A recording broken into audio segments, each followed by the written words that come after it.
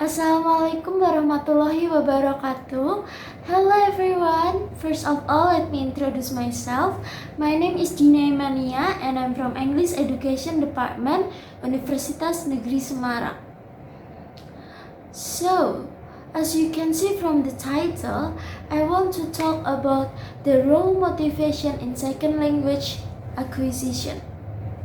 Because recently, I've learned this material in my class, so I want to share my knowledge about this material, which is the motivation in second language acquisition.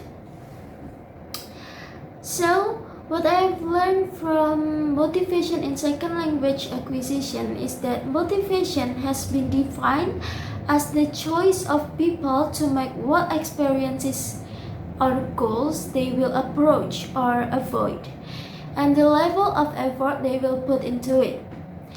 Motivated students are those who are actively involved in the learning activities and who maintain the engagement without much need for the teacher to maintain their involvement.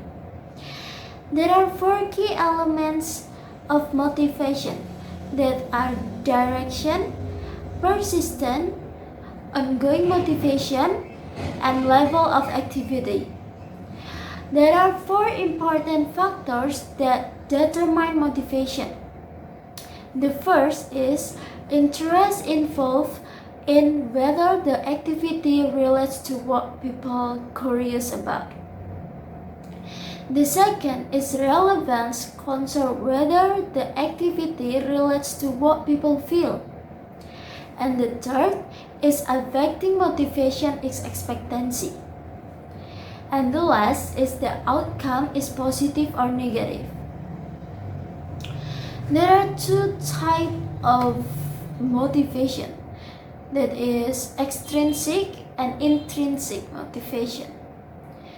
Educators rely entirely on intrinsic motivation and allow students to pursue whatever they are interested in.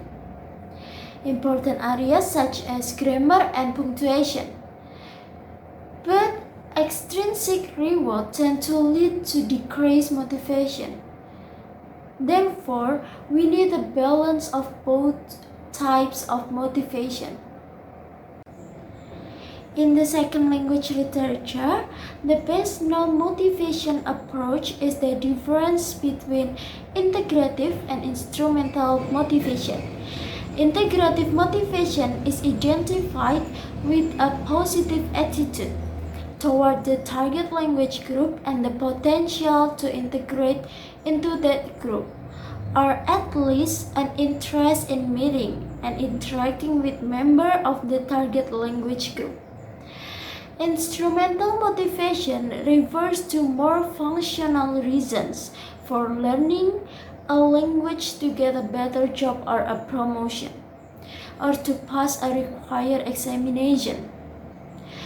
The motivation that can help second language acquisition is that the more motivated learners are, the more likely they are to seek understandable input and to take part in interactions to negotiate meaning. Attention and motivation are closely linked because the more motivated people are, the more likely they are to pay attention and persist in directing their attention toward their goals. There are several classroom implications of the research on motivation. Thus, our teachers should try to increase student motivation for forthcoming activities by explaining how these activities relate to student needs and interests. The degree of challenge should be at the right level. Group activities help satisfy human needs for evaluation and using a variety of instructional. Believe that the too much reliance on grades and other form of extrinsic reward has a negative effect on participation and risk taking a long-term negative effect on motivation and Any areas in which students can take more power to shape their own learning have been suggested, including self-assessment, material selection for self-access, material selection for in-class use, and group activities.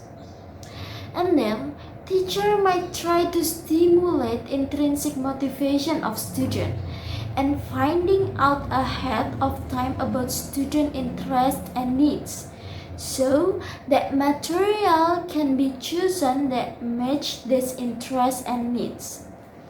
So that's all from me. I hope we can learn a lot from this video, and thank you for your attention. Wassalamualaikum warahmatullahi wabarakatuh.